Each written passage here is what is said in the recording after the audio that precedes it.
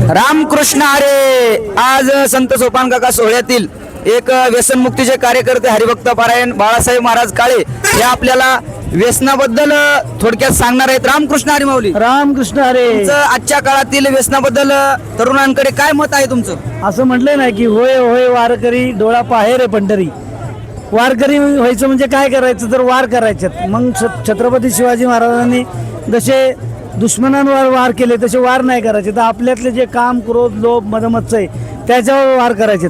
जवळजवळ 80% समाज मी माझ्या डोळ्याने पहिल्या वर्षी वारी करतोय बघतोय.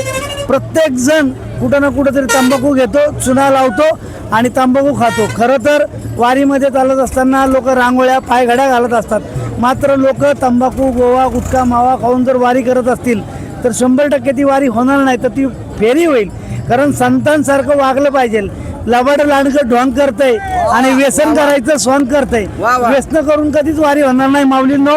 तर मी माऊलींना स्मरण करून सांगतो, जर वारी करायची असेल तर निर्व्यसनी व्हा आणि मग वारी करा. रामकृष्ण हरी. रामकृष्ण हरे.